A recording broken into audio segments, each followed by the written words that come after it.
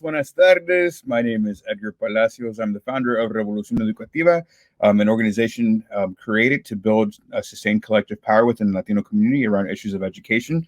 I am joined this evening by my daughter, Isabel. Isabel decided that she wanted to be a host this evening, and so she's going to be sticking around with us. Maybe she'll disappear for a little bit. Who knows? But anyways, I just want to welcome you all to this conversation. We have an incredible opportunity today to connect with our friends at the Cesar Chavez Foundation, particularly Paul Chavez and Celia Garcia-Alvarado. And so I'm excited to bring them on so we can discuss about the power of Latino activism, the roots, a little bit about our history, where we're headed as well. But before we even do that, go ahead and play a quick video from the Cesar Chavez Foundation.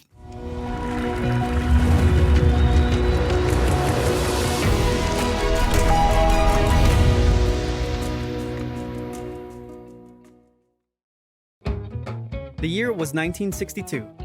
On March 31st, the same day as his birthday, Cesar Chavez resigned from a civil rights group called the Community Service Organization and moved his family to Delano, California. There, he began building the United Farm Workers, launching a movement that paved the way for today's Cesar Chavez Foundation.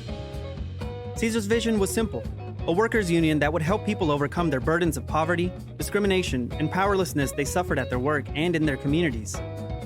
That's why Cesar and his colleagues established the first credit union for farm workers, a death benefit program to help workers with funeral and burial expenses, and a co-op gas station to ease the burden of daily transportation. During the 1960s, he founded an organization to support families by building affordable housing, providing educational services, and creating a network of educational radio stations. That organization would become the Cesar Chavez Foundation, continuing his legacy of social change by improving the quality of life for millions of people. Through housing and economic development, the Cesar Chavez Foundation provides high-quality, affordable housing for thousands of working families and seniors across California, Arizona, New Mexico, and Texas. These communities create lasting and transformational change across generations. In 1983, Cesar founded Radio Campesina, a radio station dedicated to educating and entertaining listeners. It has grown to become a multi-platform communications group, reaching more than 1 million people through informative and entertaining content that promotes community action. Cesar envisioned an educational system in which all students can thrive and engage with their communities. The Cesar Chavez Foundation is dedicated to transforming education so that all children can experience high-quality learning to reach their full potential. Cesar's work continues in Keene, California, on the grounds where he labored and lived during the last half of his life. It is home to the National Chavez Center, which preserves and promotes his legacy. The Via La Paz Conference and Event Center fulfills his dream of a place where people can gather and educate future generations of dedicated activists. The property is also home to the Cesar E. Chavez National Monument, the final resting place of Cesar and his wife Helen. Cesar's struggle began as a fight for social justice that grew beyond the fields to include the modern-day struggles and needs of people everywhere. The Cesar Chavez Foundation carries on Cesar's vision by uplifting the lives of Latinos and working families, inspiring and transforming communities. Once social change begins, it cannot be reversed.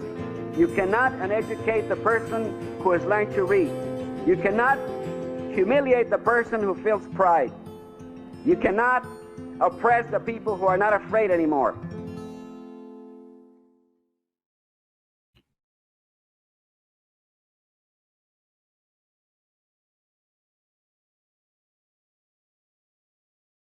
Different from anyone else who has ever tried to accomplish something with his life.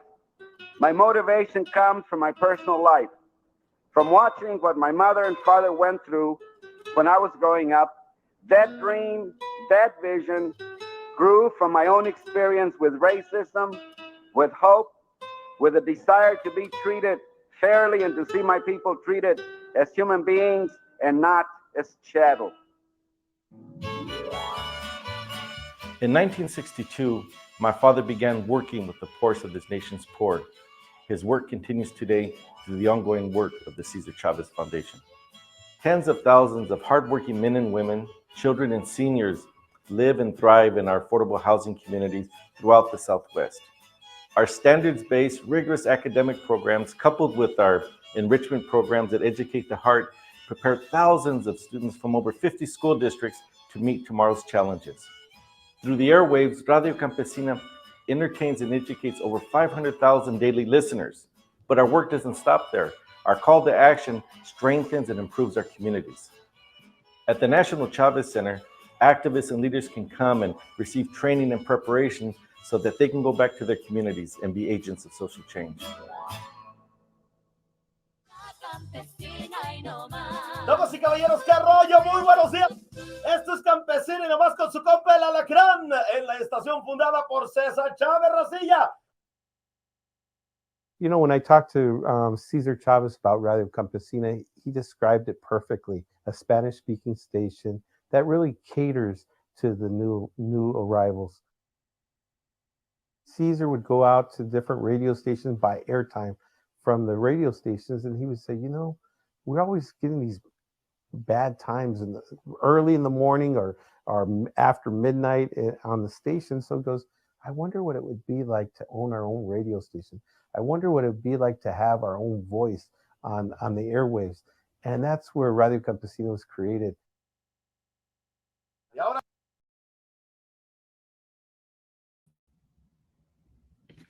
Well, we're going to go ahead and continue moving forward. It is my honor tonight to bring on Paul Chavez and Celia Garcia-Alvarado. How are y'all doing this evening? Bienvenidos. Good, Edgar. We're happy to be with you. We're excited about the work that you do, and we hope that we can collaborate with you all. Awesome. Yes, thank you for the invitation. We will also play another video at the end of this broadcast to make sure that we get the right information out to our community.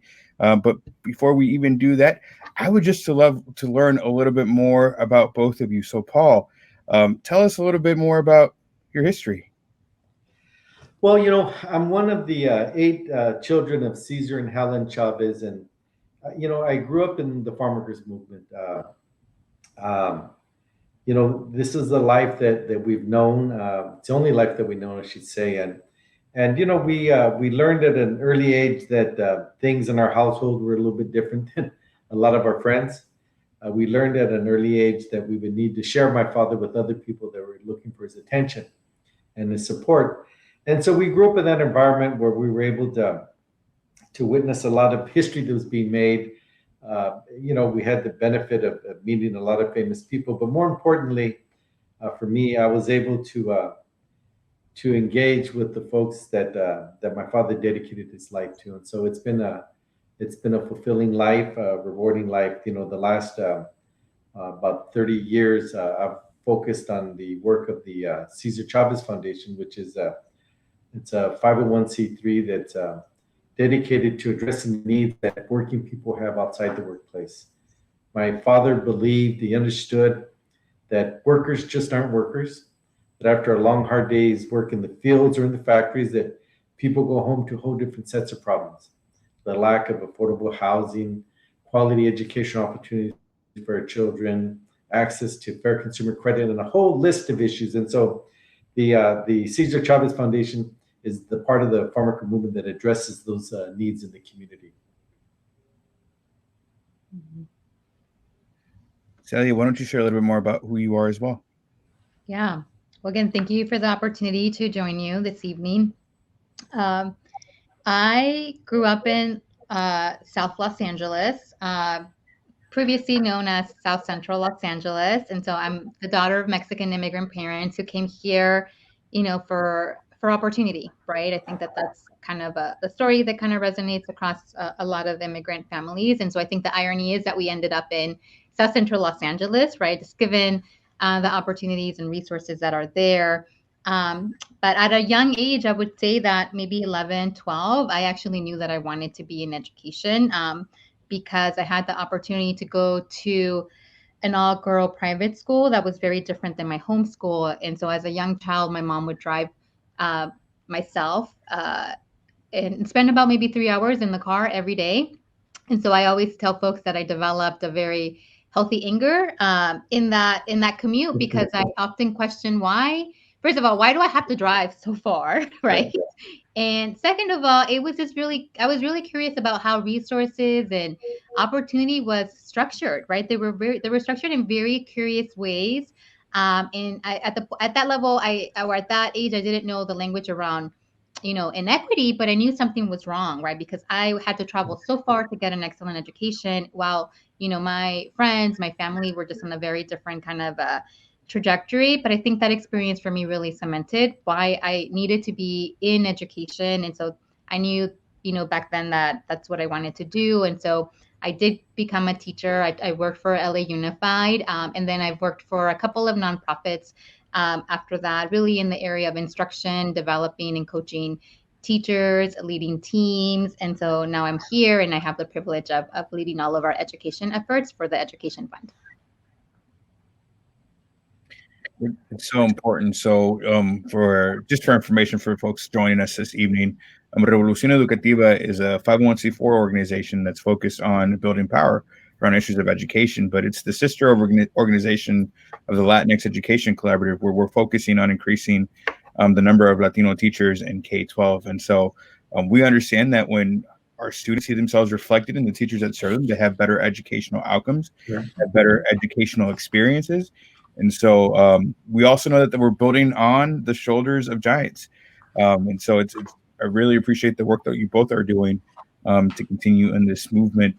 Paul, I have a question for you. As you think about your father's legacy, how do you define it? What does that mean to you today? Well, it's a really good question because it's something that we've had to wrestle with, as we do our daily work. We're aware that my father's legacy can stimulate a lot of folks to go out and be of service to their community and do things that maybe they never considered that they can do, or what they've been told they can't do. And so we know that part of his legacy can inspire people to do things, just like my father did with farm workers when he challenged one of the strongest and most powerful industries in the state of California, and they prevailed. But we also know that you also need to make substantive community change. And so, as we did our own planning, going through our own strategic planning, we came up with the core purpose of inspiring and transforming communities. We know that you have to get people to believe in themselves and believe that they can make a difference. But also, at the end of the day, you got to go out and you got to change and transform communities. And so, when I think about my father's legacy, it's those both ends. It's those two ends of it that we inspire people, but also at the end of the day, we go out and we make a difference in the communities in which we live. And I think that if we do that, then we honor my father's legacy in the way that he would be happiest with. Celia, I'm curious, as you work at the foundation, how do you see that legacy kind of live in the day to day? Yeah, well, like I said, I do have the privilege of leading all of the education efforts. And, when I think about the work that I lead, right, I really think about, what Paul is saying around, his father really understanding like all of these oppressive, conditions that, farm workers were really facing. And one of those really thinking about, lack of access to education or educational opportunities. And so from that standpoint, I always think about, the opportunity gap, right? And really figuring out, what is our role, and understanding that there is systemic racism, right? There's all of these different isms that are really making it really difficult for our students to thrive. And so the work that we do is really from the lens of how do we educate hearts and minds, right? Thinking about children in a holistic, humane manner, and doing so through culturally responsive and diverse products and services. That's really the lens that we think it through, right? Because I think in everything that we do, we want people to feel seen, to feel heard, right? And in a very similar fashion to how Cesar really led, right? And made him really relatable. And so that I think is really the connection around the way that we think about it, and really taking a entrepreneurial approach, because we know that the system currently is not working. It was never designed to work for all children to succeed. So how do we really think about that and understand that, and then really build on Cesar's legacy, because he was a big proponent of education. And so that is something that we really want to make sure that we carry on that legacy and build upon it in that same kind of, I think, approach. Yeah, that's really powerful work. And you said something that like makes me think around making Cesar relatable. And so, Paul, I'm going to ask you this question. You got to clearly see a very different side of your father that maybe the nation didn't see. And so, would you be willing to give us some insight into who your father was as a father? You know, my dad was a real traditional Latino father, right? He was strict. He wanted us to if we had chores, that we would do our chores, and that if we worked, that we worked hard. He didn't like people that that didn't put their all into it, right? And so he was that kind of father that many of us have, and he was funny because he was pretty progressive in his thinking, but also with my sisters, he was very a strict father, right? You want to go to the dance? Fine. Take your sister. I want you home by 11 o'clock. And if he was in town, he'd be waiting for them to come home. So he there was that part of him, but then there was another part of him that really believed in the ability of everybody.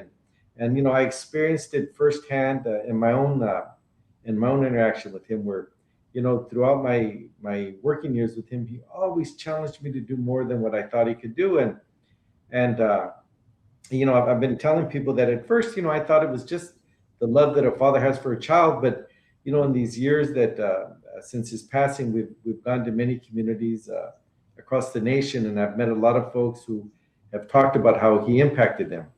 And invariably, that hope and confidence that he had in me, he had in a lot of people. People tell me stories about how there was a woman who mentioned that she met my dad when she was growing up, and she told my father she wanted to be a teacher's aide, and she said that he pulled her aside. He like la regañó, hey, you should set your bars higher. You can do more than that. And she says, I never really thought that I could do more than that. And so she went on and she got her teaching credential, but she continued. She got her master's in education, and now she's an administrator at a community college in Southern California. Or the son of a striking farm worker that my father urged to be an attorney, and now he's a Superior Court judge in the county where everything started. So when I hear those stories, then I realize that it was more than just the love that a father had for his son. It was the hope and confidence that he had in an entire community and an entire people's ability to.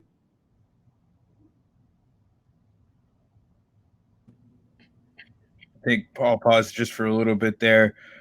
Celia, while the internet works to reconnect, I'm curious, as an educator, what attracted you to working to the foundation?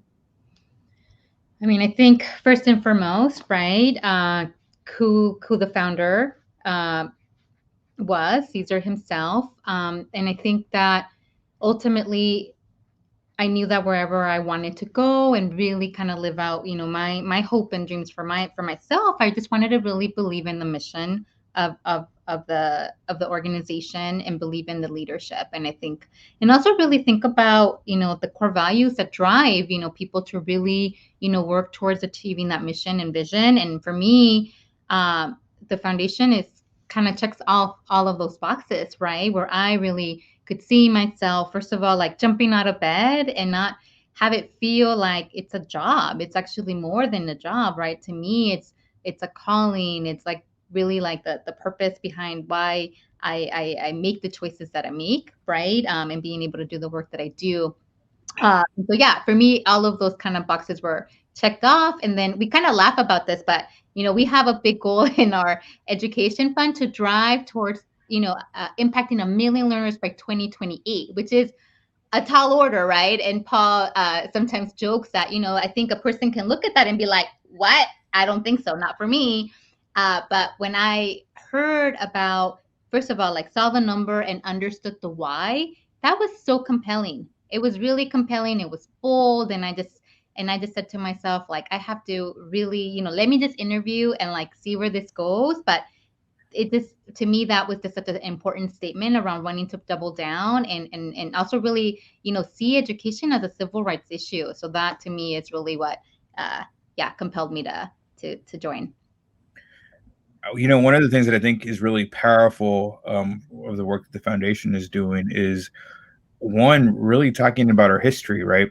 And I often think about my own educational experiences about even as I navigated spaces like Spokane, Washington, and small towns like Cape Girardeau, Missouri, where the Latino community isn't as strong, so to speak, there was always this lack of history around who our civil rights leaders were, right? How they were fighting for some of these issues and some for in service of our community. Paul, I'm really curious, as you think about the history of Latino activism and Latino leaders in this space, why do you think we don't know more of other folks? Because I'm sure your father wasn't alone in the fight, but oftentimes, we hear Cesar Chavez, we hear Dolores Huerta, and maybe in Missouri we don't hear about other people as well. So curious as if you find that to be true as well. Yeah, no, I think it's an issue that we face, that we all face. And I think a big part of it, is attributed to what's being taught in our schools, what's being taught and what's not being taught. And so, one of the things that we do is we go out and we participate in different commemorations from my father's life. We remind people that, my father didn't do this work by himself. There was thousands and thousands of people that have made tremendous contributions, but whose names are largely lost to history. And so it's important that we go out and we talk about those folks that made contributions, not just people in the farm worker movement, but we were this weekend we were at a memorial service for Esteban Torres, a pioneering Latino congressman from California, right? And the story goes on and on and on. We can talk about Reyes Tejerina in New Mexico and Jose Angel Gutierrez and all these folks that did a lot of work to raise the Chicano consciousness of the 70s and 80s. And so that work needs to be done. And I think that's one of the things that we're so excited about when we develop our curriculums. It gives us an opportunity to develop culturally sensitive materials that can help kids understand that there's people that look just like them, that come from the same backgrounds, that were able to make tremendous contributions. And the second you do that, the light goes on and people say, if Cesar Chavez or Dolores Huerta can do it, maybe I can do it. And that's the goal of our work, is to get people thinking bigger about their future. I'm excited about 1 million students to be inspired and to be either local activists in their schools, right, in their classrooms. I often think about activism can happen anywhere, right? It doesn't have to be sometimes as big or extravagant like acts. It can happen in like advocating for yourself, for the resources that you need in a classroom or for the books that you need in order to be a better scholar. Celia, 1 million students is a large goal. How do you think you're going to get there? What's the plan of getting there? Yes, that's the question, right? That I go to sleep at night, I wake up, I keep thinking about that. But I think what we know for sure where we want to play. So really the focus is on pre-K all the way to 8th grade, right? So we are very intentional about what students, and then of course their families, just given the age group. And we know that it has to be a diversified portfolio. So I'm talking about building out an enterprise, right, where it's going to take different products and programs.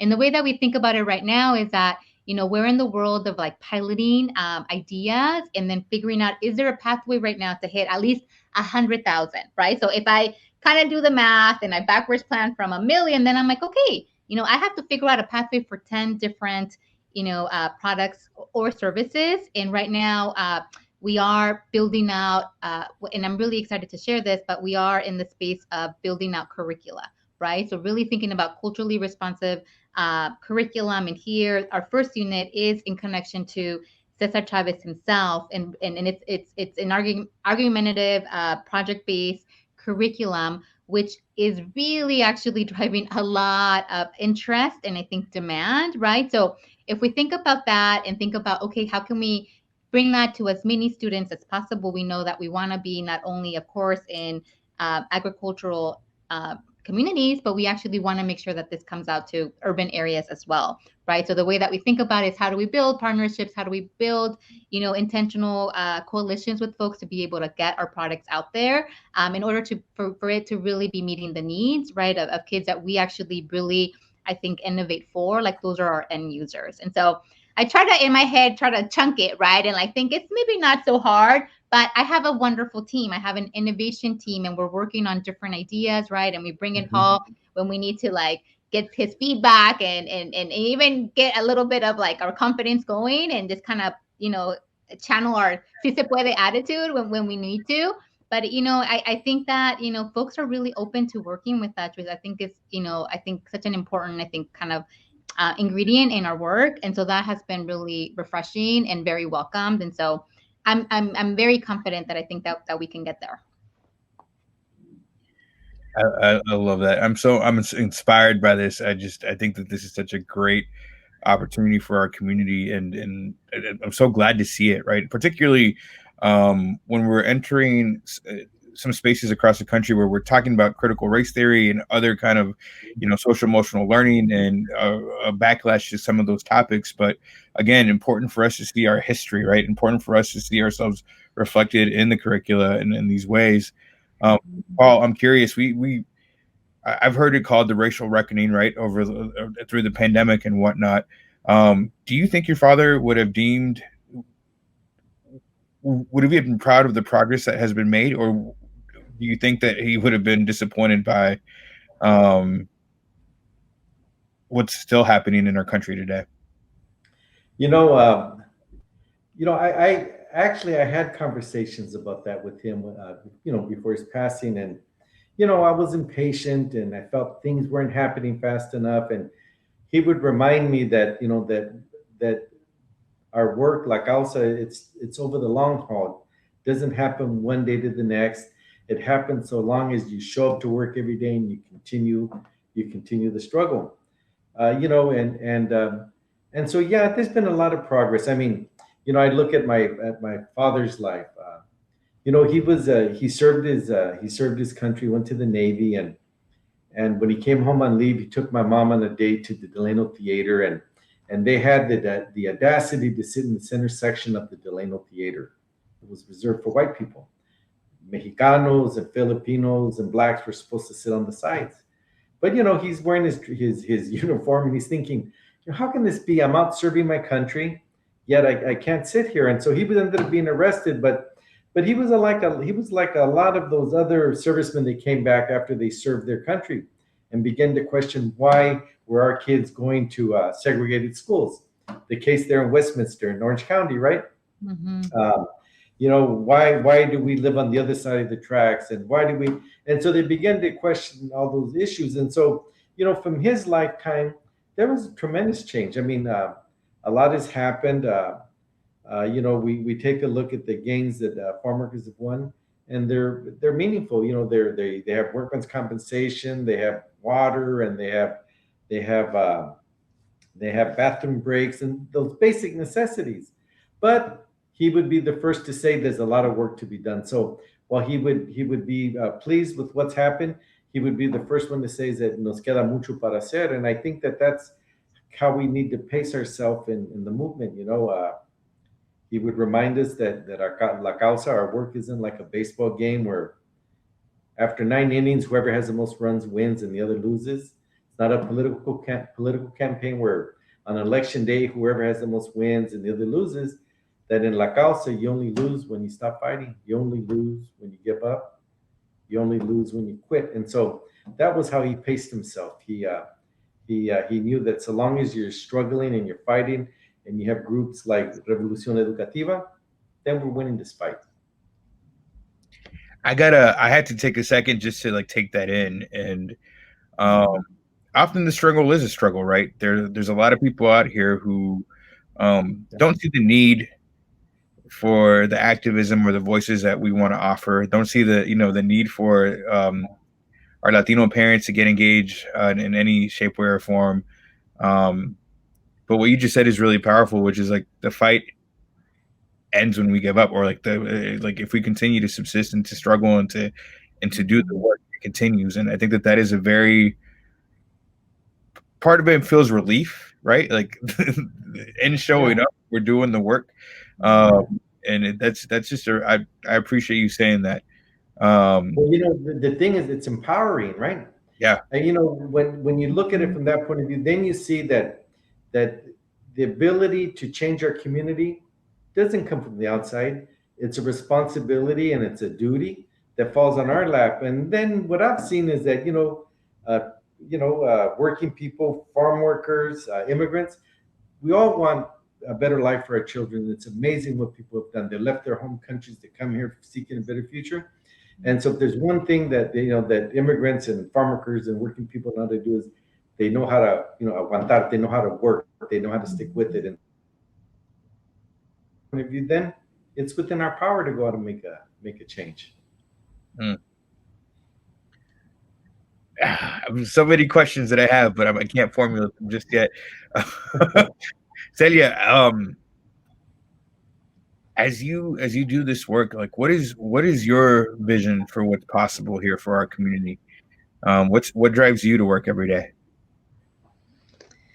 I mean, I think it is that hope, right? I think what Paul has shared is it's that sentiment. I think that I didn't know it at the time, but when I decided to join the foundation, I think that to some degree, not that I had lost hope, but I needed to feel that fire again, right? And I think that this like long-term view around it, it's only over, right, when you give up. I think that to me is just so energizing, and I love that you said, there's a sense of relief, but it's also this like understanding of like, it's a choice to show up every single day, right? And it's a choice to work with others and not feel that you're by yourself, and understand that you have a community, right? Folks are leading, folks are following, and sometimes you're leading, sometimes you're following.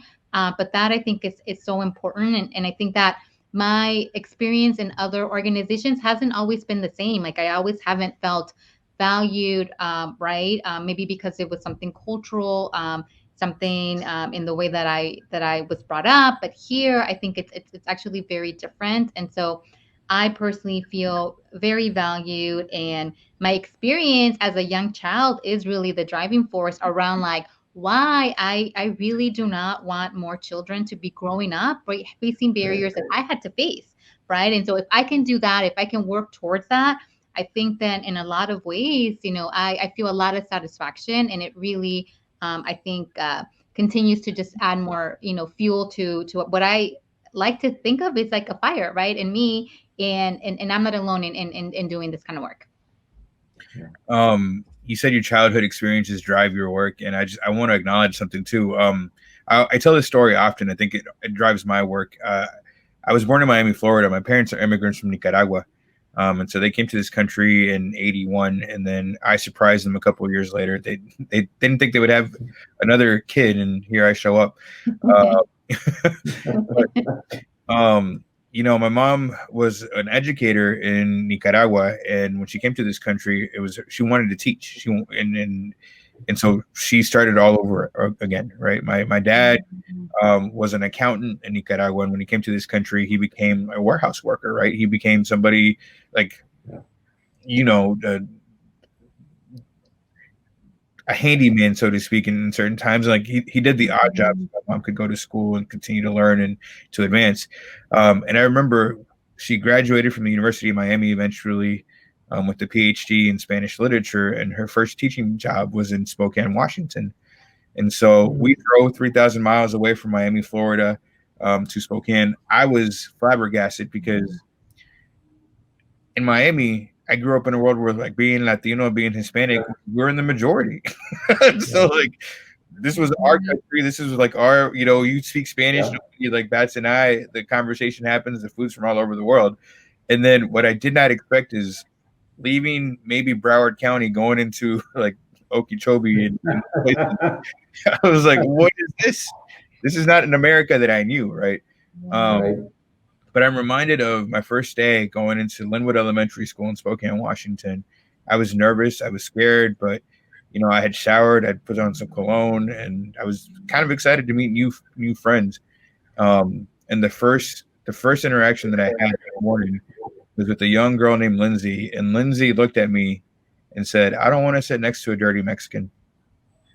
And that was my first experience, my first real experience with this idea of our community not belonging or being other in very different ways. And so, Celia, when you say that, like it drives my work too, because I don't want to live in a world where our community is the other, right? I want to live in a world where our community thrives and belongs, and our students don't ever feel that sense of, I don't know, of not being included, right, in this work. So yeah, I appreciate you sharing that. And I think, Paul, a question for you. I think about my own dad and how he is, as a dad. And I'm curious for you, like, did you ever feel like you could slack off? I mean, like, for real, like, did you ever feel like you could just, like, relax? Because I would be so annoyed with somebody constantly telling me, like, listen, si se puede. My dad was pretty good, right? I mean, he pushed us.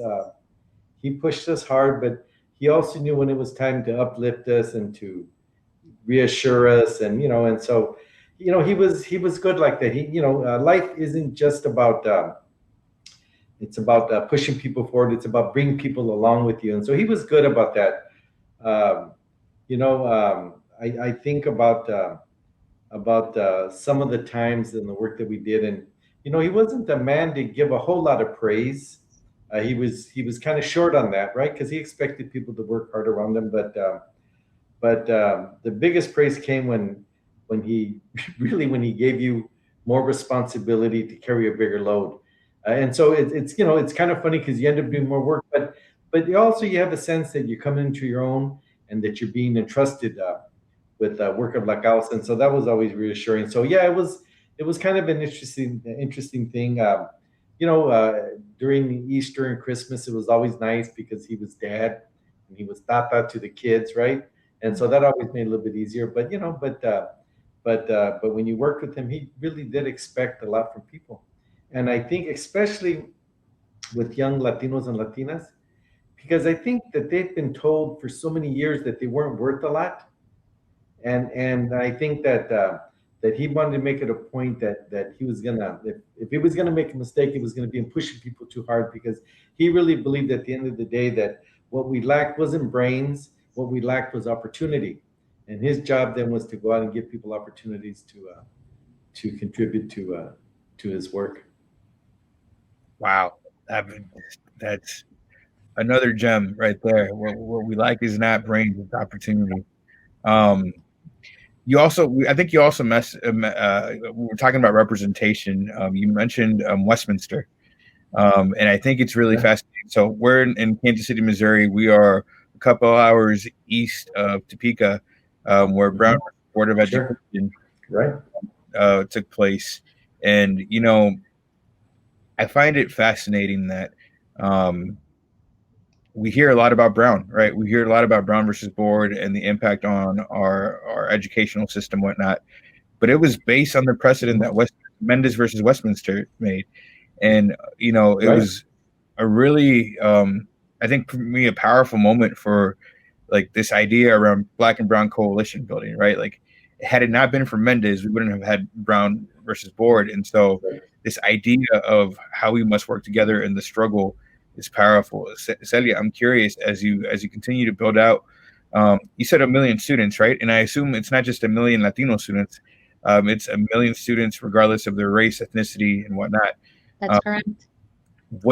How do you build that cultural competency amongst folks who aren't Latino, or may not resonate with this from that identity perspective? Yeah, no, that's a really good question. And I think that, when I think about Cesar's core values, right, I actually really, I think that in the way that he, presented himself and the way that he understood that he wasn't going to be able to do this work alone, and it would take a community, it would take a coalition. That's the way that I think about our work as well, right?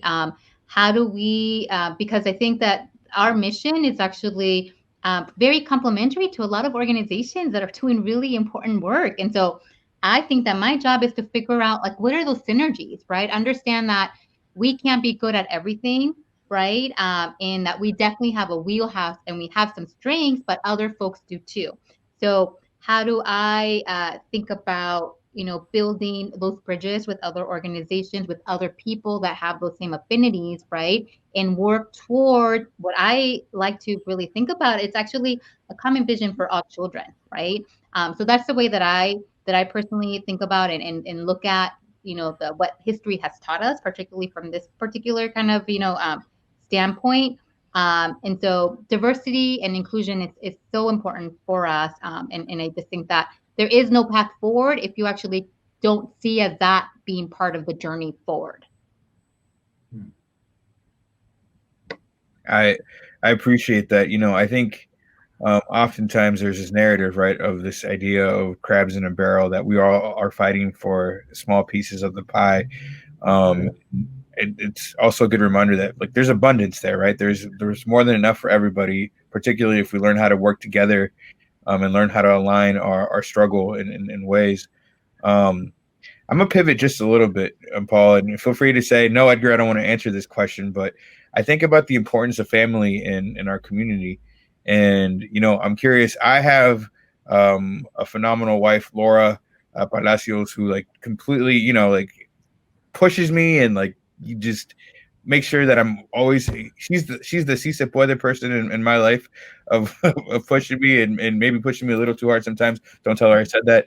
I'm curious about your mom. What was her experience like through this? How did, she clearly was integral in this work. Well, thank you for asking, because I've been thinking about my mom and dad a lot these last couple of days, right? During the holiday season. My mother's background was very similar to my father's. She was a Chicana. She was born in the Imperial Valley, a little town called Brawley, just, probably 30 miles from the Mexican border. They ended up in the Central Valley of California in agriculture because they had to follow the crops. That was how they lived. She grew up in a converted horse barn, and like my father, her education stopped in high school. She was a sophomore in high school when she stopped working because she needed to help my abuelita feed her other brothers and sisters. She wasn't making enough. And so she suffered the indignities of working in the fields along with hundreds of thousands of other people. My father, the goal of farm workers, and, like, the goal of people that work in tough jobs, is to get out of that industry and make sure that your kids never have to do what you had to do, right? That's just, it's a universal aspiration. Well, my father was able to actually get out of the fields. He became a community organizer. He was working with a group called the Community Services Organization. It was during its time in the late 40s and 50s. It was the most progressive, active, militant Latino, Chicano civil rights organization. They did a lot of work in urban centers and rural areas of California. They registered 500,000 voters and elected Ed Roybal to the city council of Los Angeles. They fought police brutality, and they did a lot of good work. My father had become an organizer, and he quickly moved up the ranks and became the staff director. And so my father was living a comfortable middle class life. I see some of those photographs from back in the day, and my father's wearing a Brooks Brothers suit, and he has a little skinny Clark Gable mustache, and his hair is parted and slicked back, right? And my mother's there, all haitona, as my aunts would say, in gowns and stuff from these different events they went to. But my mother would tell us that my dad would go on organizing trips, and he would come home and he would say, I saw people working, bent over all day, working in terrible conditions. It's not right. Somebody should do something. And he continued to say that until one day my mom said, why don't you do something about it? And then they had that conversation. He says, you know, if I move back, we're not going to have security. They had 8 small children. He goes, we're not going to have the economic security we have. You're probably going to have to go back and work in the fields to provide for the kids, and I'm going to be gone a lot. And my mom says, listen, I said that I share the same anger that you share about the indignities that we suffered. I'm behind you. If you want to do it, I'm prepared to make that commitment. And so she did. And so when we moved and he gave up that job, my mother raised 8 kids that were growing. I think at that time, my brother Fernando was probably 13 years old, and the youngest one was probably 2 years old. She went and she worked back in the fields, and she'd come back and take care of us. And then we had a mimeograph, and she would be there with my older brothers and sisters doing leaflets, boxes of leaflets. And then, my father would take us on weekends, and we would go in leaflet towns up and down the Central Valley. But my mother was the glue that held us together. Once things began to develop, one of the first programs that we developed was a credit union for farm workers, the first credit union in the history of the United States. And my mother was the general manager for the credit union that during its lifetime made small loans, and probably during its life lent out over $25 million in loans to needy farm workers. And so my mother played a big role in it, but it just wasn't my mother, and it just wasn't men. There was a lot of women that played tough roles in this work.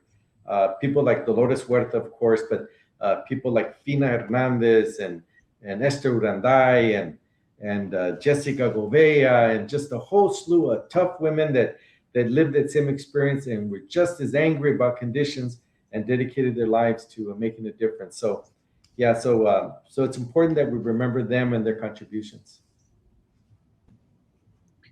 Celia, can you talk a little bit about the power of Latina women today and the work that they're doing to create equitable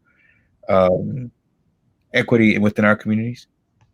Yeah. And I assume you yourself are a powerful Latina as well. So, well, I always say that thank you, Paul. Well, I always say that I stand on the shoulders of giants. I've I think I've really been blessed with being able to meet, very strong women who had a mindset of like, hey, I'm going to bring other women along. And I think that spans from like my own friends to just, where I've worked, whether it has been peers or maybe even my own managers. I think that has been particularly a very, very true in my, I think, experience, which I know that that's not always the case, but it has been for me. And so I always lead from that kind of space, and where I'm like, I want to always think about that, right? It's like, how do I bring other women along with me, understanding that we also face a lot of barriers, particularly because we are a double minority, right?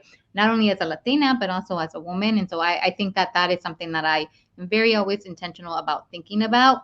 But yeah, like I said, I stand on the shoulders of very powerful women. And in my work, what I try to do is really seek out, leaders that I personally really am connected to their core values, right? And think about the work that they're doing, and try to strike up, relationships, and sometimes try to, become friends with folks, just because I think that, especially in the education sector, I don't see a lot of Latina women out there, right, in terms of leading the work. But I also know that there's a lot of Latina women that are doing the work too, right? So that's the way that I personally really, really think about it. But like I said, I lead through that lens. That lens is really, really important to me. I know that I talk to Paul a lot about that too, right? As I think about the work in our foundation, and how do we support women and make sure that we are thinking about actively removing those barriers, right, in order to make sure that we have a diversity of perspectives in that regard. And so from a foundation perspective, I think, the names that Paul was sharing around those women that were very influential in our work, there are properties that are named after them, right? So that legacy continues to live. And I think it's so awesome and amazing that we are able to see those names and understand, right, their contributions that they've been able to make to the work. And so I think that in itself is very yeah, it's very, I think, liberating, right, to be able to, and also empowering at the same time. Right.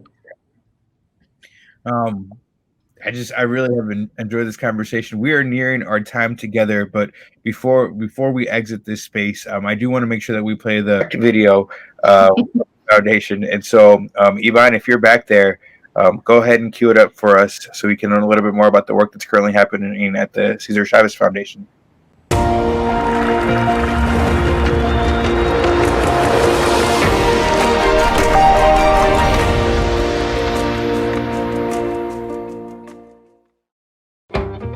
The year was 1962. On March 31st, the same day as his birthday, Cesar Chavez resigned from a civil rights group called the Community Service Organization and moved his family to Delano, California. There, he began building the United Farm Workers, launching a movement that paved the way for today's Cesar Chavez Foundation. Cesar's vision was simple: a workers' union that would help people overcome their burdens of poverty, discrimination, and powerlessness they suffered at their work and in their communities. That's why Cesar and his colleagues established the first credit union for farm workers, a death benefit program to help workers with funeral and burial expenses, and a co-op gas station to ease the burden of daily transportation. During the 1960s, he founded an organization to support families by building affordable housing, providing educational services, and creating a network of educational radio stations. That organization would become the Cesar Chavez Foundation, continuing his legacy of social change by improving the quality of life for millions of people. Through housing and economic development, the Cesar Chavez Foundation provides high-quality, affordable housing for thousands of working families and seniors across California, Arizona, New Mexico, and Texas. These communities create lasting and transformational change across generations. In 1983, Cesar founded Radio Campesina, a radio station dedicated to educating and entertaining listeners. It has grown to become a multi-platform communications group, reaching more than 1 million people through informative and entertaining content that promotes community action. Cesar envisioned an educational system in which all students can thrive and engage with their communities. The Cesar Chavez Foundation is dedicated to transforming education so that all children can experience high-quality learning to reach their full potential. Cesar's work continues in Keene, California, on the grounds where he labored and lived during the last half of his life. It is home to the National Chavez Center, which preserves and promotes his legacy. The Villa La Paz Conference and Event Center fulfills his dream of a place where people can gather and educate future generations of dedicated activists. The property is also home to the Cesar E. Chavez National Monument, the final resting place of Cesar and his wife Helen. Cesar's struggle began as a fight for social justice that grew beyond the fields to include the modern-day struggles and needs of people everywhere. The Cesar Chavez Foundation carries on Cesar's vision by uplifting the lives of Latinos and working families, inspiring and transforming communities. Once social change begins, it cannot be reversed. You cannot uneducate the person who has learned to read. You cannot humiliate the person who feels pride. You cannot oppress the people who are not afraid anymore.